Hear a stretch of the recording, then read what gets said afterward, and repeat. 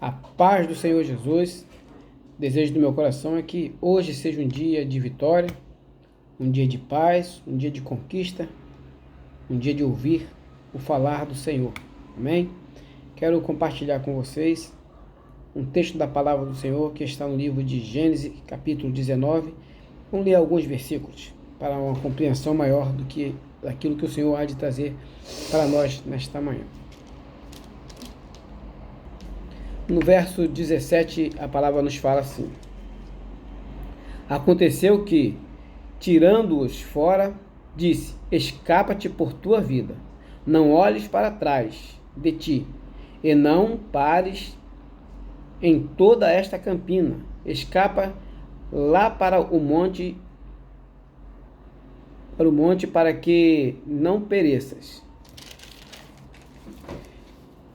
No verso 22 diz assim: Apressa-te, escapa-te para ali, porque nada poderei fazer enquanto não te livrares. Ali chegado, ali chegado. Por isso se chamou o nome daquela cidade de Zoar. E vem aqui o versículo 26 para concluir. E a mulher de Ló olhou para trás e ficou convertida em estátua de sal. Amados, o texto que nós lemos nos fala a respeito de um tempo que houve nesta terra, da qual havia duas cidades chamadas Sodoma e Gomorra, e o pecado daquela cidade subia e cheirava mal ao nariz de Deus. Você pode pensar, mas nariz? Primeiro eu gostaria de salientar: Deus, ele é um ser vivo, ele é uma pessoa, porque diz a palavra do Senhor que os seus narizes, sente o bom cheiro do sacrifício dos santos, sente o mau cheiro do pecado, seus ouvidos estão atentos para as nossas orações, suas mãos estão estendidas para nos abençoar, seus pés estão sobre a terra, é o estrado de seus pés. Então Deus tem esse sentimento. A palavra do Senhor diz que o Espírito Santo, que Deus tem ciúme de nós, que o Espírito Santo geme por nós com gemidos, intercede. Isso é uma característica de um ser vivo, sendo que ele não é alguém que nós possamos comparar. Ele é o ser supremo, nos fez imagem e semelhança a ele. Tendo dito isto, eu gostaria de voltar para o texto. Então a palavra do Senhor diz que o pecado daquela cidade cheirava mal. E quais eram os pecados daquela cidade? Quais eram? Aquela cidade, ela estava mergulhada no pecado da pornografia, da feitiçaria, da idolatria, estava mergulhado no pecado da pederastia, e tudo aquilo que é lascívia, tudo aquilo que é inclinado para esta carne, para o corpo, toda sorte de imundícia. Aquela cidade estava mergulhada, estava podre. E o nosso Deus, ele é santo. Ele criou o homem santo e perfeito. E o homem se desviou, desobedecendo. E Deus já não podia mais suportar aquela cidade. Mas havia ali um homem do qual era sobrinho de Abraão. Ele era sobrinho de Abraão, e houve uma cisão entre Abraão, nem foi entre Abraão, houve uma cisão entre os pastores que conduziam as ovelhas, os gados de Abraão e os de Ló. Houve ali uma cisão, e Abraão, para que não houvesse uma inimizade, Abraão, ele chega em um determinado momento, ele fala assim: olha, está aqui as campinas, está aqui essa parte montanhosa. Se você escolher a parte montanhosa, eu vou para a campina. Se você escolher as campinas, eu vou para a parte montanhosa. E Ló preferiu ali as campinas, lugares baixos. E Abraão, lugares altos na montanha. E ali o Senhor revelou a Abraão que iria destruir Sodoma e Gomorra. E Abraão ali intercede e pede por Ló. E então o Senhor vai ali por amor a Abraão para salvar a Ló. A Ló, suas filhas e sua esposa, sua família. O desejo do Senhor é salvar toda a sua família, toda a sua casa. E então a palavra do Senhor fala que o anjo vem, né? Nós lemos aqui, e é o anjo do Senhor, é o próprio Senhor. Vai ali e diz para ele: escapa-te por tua vida, porque certamente o Senhor vai destruir esse lugar. E eu não poderei fazer nada enquanto vocês não estiverem aqui. Quando vocês estiverem aqui, eu não poderei fazer nada. Vai e sobe para aquela campina, sobe para o alto, para aquele, é óbvio que vai subir para o alto, sobe para aquelas montanhas, lugares seguros. E a palavra do Senhor diz que a mulher de Ló, ela em um momento, ela olhou para trás. E havia já uma recomendação do anjo: não olhes para trás, vai, siga em frente, não olhe para trás. Mas a mulher de Ló, ela não resistiu à saudade, o desejo daquela vida ali, falou mais alto ao seu coração e ela olhou para trás. E aí, ela fazendo isso, ela ficou convertida em uma estátua de sal. A palavra Zoar quer dizer, desculpe, a cidade de Zoar quer dizer lugar de ruído, lugar de barulho. Então nós viemos aqui em Apocalipse,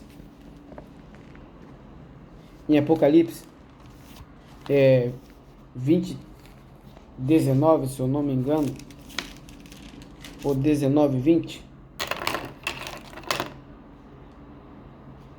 que diz assim,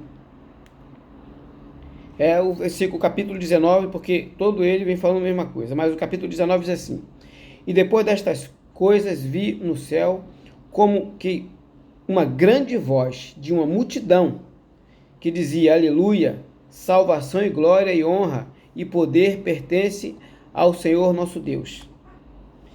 E aqui no versículo 9,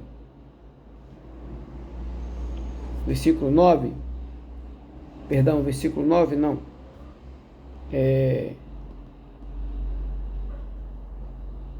versículo 6 diz assim: eu vi como que a voz de uma grande multidão, e como que a voz de muitas águas, e como que a voz de trovões, e dizia: aleluia, pois já o Senhor nosso Deus reina. Zoar quer dizer um lugar de barulho, de ruído. E aqui Apocalipse está falando que ali no lugar santo, nos céus, o apóstolo João, ele ouve como voz de muitas águas, voz de trovão, voz de multidão. Zoar, exatamente, é o lugar santo, o lugar de Deus, a santa morada. Então o Senhor queria, ali os anjos falou para Ló e para Zoar, e para um lugar de muito barulho, porque ali, quando Ló acabou de chegar ali, começou a roncar muitas trovoadas, relâmpagos, raios e saraiva de fogo começou a cair naquele lugar. A voz de Deus estava ali.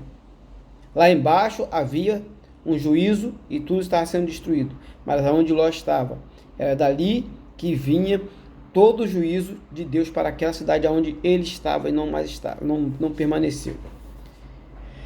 Queridos, é necessário nós atentarmos para uma parte dessa palavra, ou toda ela, né? Por exemplo, Deus, ele não se agrada daqueles que olham para trás. O apóstolo Paulo, ele fala: se esquecendo-nos das coisas que para trás ficam, olhamos para o alvo, seguimos em frente, olhamos para o alvo. A palavra do Senhor, ela fala a respeito daquele que tem posto a mão no arado, e se ele olha para trás, diz o Senhor, a minha alma não tem prazer nele. Gostaria de chamar a atenção dos queridos que o desejo do Senhor é que nós venhamos a seguir à frente, sem se desviar por atalho, nem para a esquerda, nem para a direita, mas sigamos o alvo. Eu gostaria aqui de colocar, por exemplo, uma ilustração para melhor compreensão. é necessário nós olhar para trás, de forma que nós venhamos a ver aquilo que Deus tem feito por nós. Há um Salmo 136, se eu não me engano, que diz assim: grandes coisas fez o Senhor por nós, por isso estamos alegres. Aqueles homens, eles estavam recordando, aquelas pessoas estavam recordando de um passado, de que muito o Senhor tinha operado, e a consequência era a alegria. E é necessário, às vezes, sim, nós olharmos para trás, mas não da forma com que a esposa de Ló olhou, não da forma que o Senhor diz aqui: aqueles que têm colocado a mão no arado não devem olhar para trás.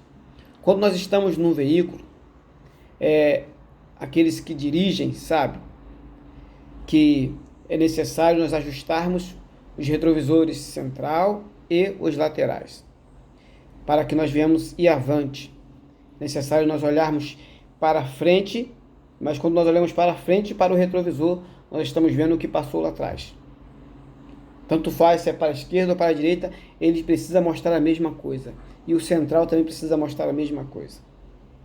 Então nós precisamos olhar para os da esquerda, para que aquilo que está à nossa esquerda, que nós passamos, se tem alguma dificuldade, nós temos que continuar no centro.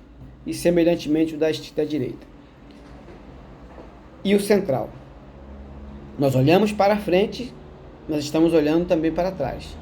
Disse o meu condutor, o meu instrutor, ele disse: aqui era necessário pelo menos nós olharmos a cada 10 segundos para todos os retrovisores enquanto estivéssemos dirigindo, que aí a atenção está redobrada. Não podemos nos esquecer daquilo que o Senhor tem feito por nós. As lutas têm sido grandes, as oposições têm sido grandes, as provas de Deus têm sido na medida que nós possamos suportar, porém não podemos parar. Não podemos parar. Desligar o nosso motor. Aqueles que põem a mão no arado e olham para trás, Deus não tem prazer. Por quê? Porque quando a pessoa se propõe a colocar a mão no arado, ele já pensa na colheita. Ele começa a tratar aquela terra ali, a virar aquela terra ali, porque ele está pensando nas estações que virão, que vai plantar, primeiro vai semear, depois ele vai aguardar a chuva, ou ele vai molhar, e depois ele vai acompanhar o crescimento, e um dia haverá de ser colhido aquele trabalho dele. Então ele está totalmente envolvido naquela seara, naquela plantação.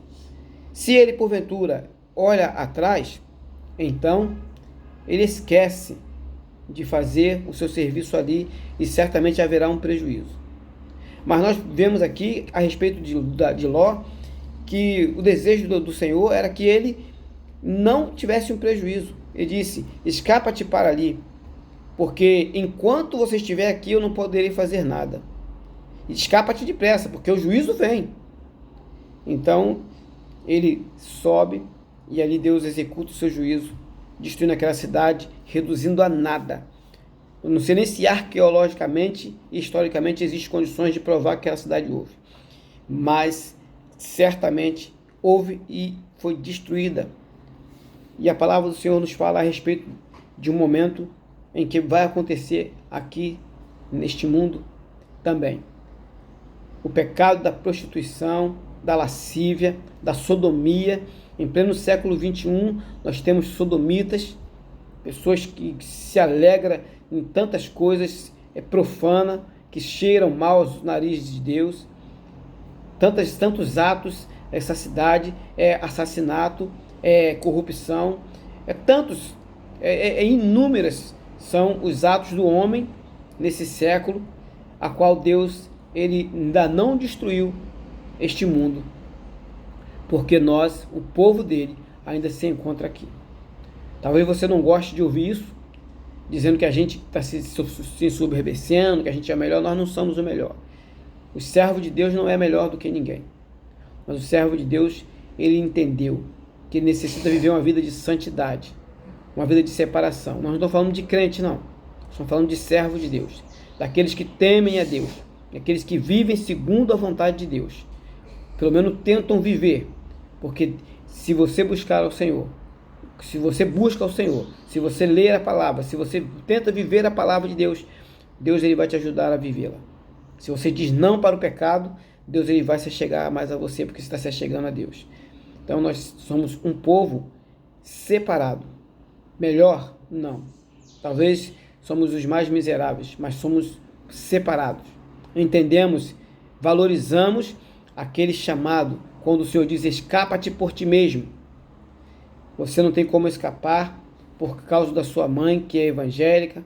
Você não tem como escapar por causa do seu irmão, do seu pai, do seu filho, que é um servo de Deus. Então, porque ele é um servo de Deus, você vai escapar. Escapa-te por ti mesmo. A salvação é individual. Nós precisamos verdadeiramente entender que nós é que vamos prestar conta das nossas almas diante de Deus. Mas Deus não tem prazer que o mundo pereça. Deus foi lá resgatar Ló. Mas a mulher de Ló, ela escolheu. Ela preferiu desobedecer a palavra de Deus e olhar para trás. E muitos têm escolhido desobedecer a palavra de Deus e fazer aquilo que é agradável à sua carne, ao seu olhar humano. E desta forma, não tem como, de forma nenhuma, ele alcançar uma bênção de Deus, de ele chegar a Zoar. O Senhor Jesus disse, vou para o Pai preparar-vos lugar. Na casa do meu Pai há muitas moradas, se não fosse assim eu não teria dito. Vou, mas virei, voltarei e buscarei vocês para mim mesmo, para que aonde eu estou estejais vós também. Então o desejo do Senhor é levar-nos para Zoar, para um lugar onde há muitos barulhos, a voz de Deus está ali, não é isso? Ali está o louvor eterno, constante diante de Deus, o louvor, a honra e a glória, e os santos bendizendo ao nosso Deus santo e poderoso, que nos deu tão grande salvação, nos tirou de um tão grande juízo, e é necessário que nós venhamos a continuar. É bem verdade que às vezes as situações nos fazem, nos abatem, sim. Paulo diz abatido, mas não destruído.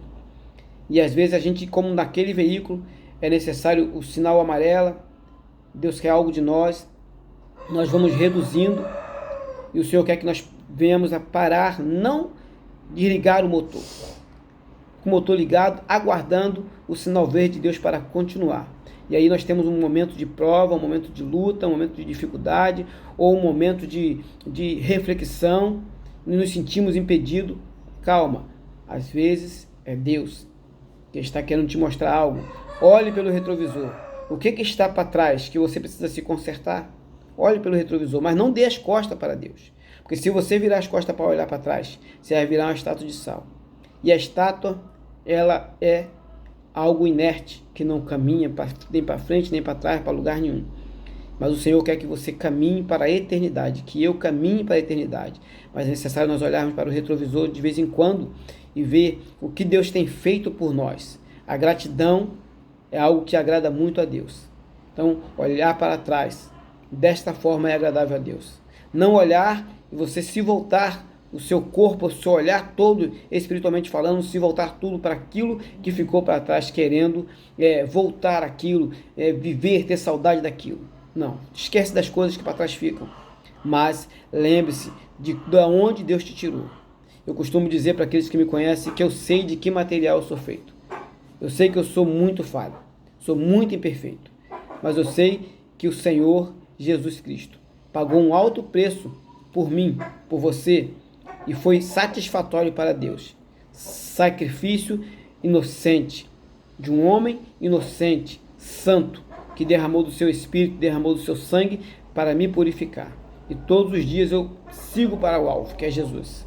E às vezes eu paro e olho da onde Deus me tirou. Quando há aquele desejo de desanimar, de parar, de desligar o motor, então eu olho para o Senhor, eu olho para o retrovisor e digo, não, grandes coisas o Senhor tem feito por mim. Até aqui me ajudou o Senhor. E o resultado é uma gratidão, é uma alegria ao Senhor. Que neste dia você também esteja nessa situação. Olhando, sim, pelo retrovisor. Que quando a gente olha pelo retrovisor, a gente olha para frente. A gente não olha para trás, a gente olha para frente. A gente olha para frente e vê o que passou.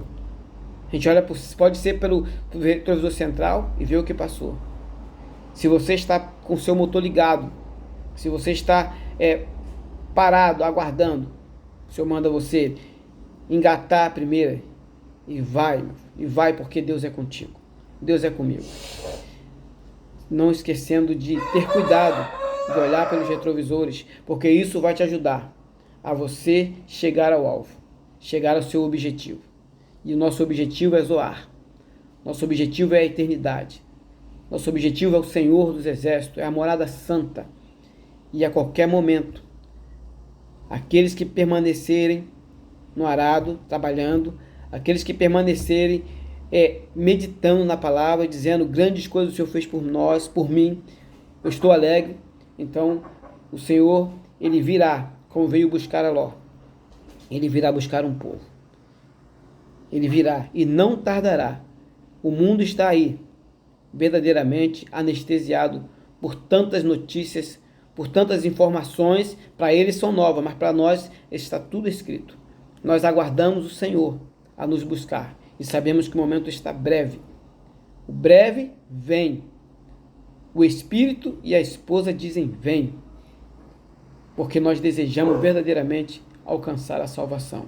E para Zoar, para um lugar de adoração, de alegria, um lugar de barulho, mas não de barulho de confusão, mas um lugar de onde o nosso Deus está falando, como voz de trovão, com voz de muitas águas, porque nós estaremos ali servindo, adorando ao Senhor, glorificando ao Senhor. E então o Senhor enxugará dos nossos olhos toda a lágrima, e não haverá mais clamor, nem dor, porque o Senhor, Ele habitará conosco, e dirá, eis o tabernáculo de Deus com o homem, e Ele será por Pai, e nós seremos para Ele como filho. Se você deseja também fazer parte desta comunidade, se você deseja fazer parte deste povo que quem purifica e santifica é o Senhor, povo que conhece, que entende, que está aguardando a salvação, que tem uma esperança viva e forte de que a qualquer momento o Senhor há de nos arrebatar, nos arrancar essa terra. Se você faz parte deste povo, bem-aventurado és. Continue. E se você ainda não faz parte, ainda há tempo. O convite do Senhor Ele veio te buscar. Ele está falando no seu coração. Escapa-te por ti mesmo. Escapa-te por ti mesmo. O Senhor Jesus, Ele é o único que veio salvar o homem da condenação eterna. Mas ela haverá. Agora depende de você.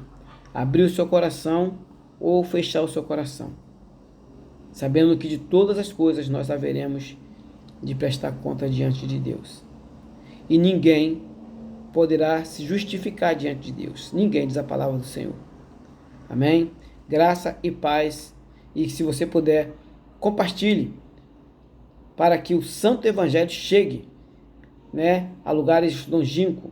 Existem muitas pessoas pregando e eu sou mais uma. Desejo é que o Senhor fale, o Senhor venha falar. Ajude a continuar pregando o Santo Evangelho, porque a palavra do Senhor diz que o Senhor Jesus virá quando o último for alcançado pelo Senhor, quando a última pessoa tiver a chance de ouvir a palavra de Deus, se ele vai dizer sim ou se ele vai dizer não, mas o último escolhido do Senhor for alcançado, então o Senhor virá das nuvens ou nas nuvens e nos arrebatará deste mundo.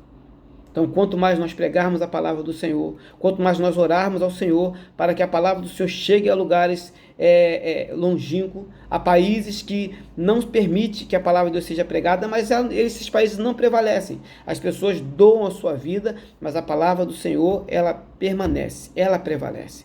Então, precisamos divulgar, precisamos ajudar, precisamos orar, jejuar, buscar, madrugar para que a palavra do Senhor chegue aonde tem que chegar, para que o Senhor Jesus, Ele venha e nos arrebate, e nos tire deste mundo, e nos leve para Zoar, que é o lugar aonde Deus está.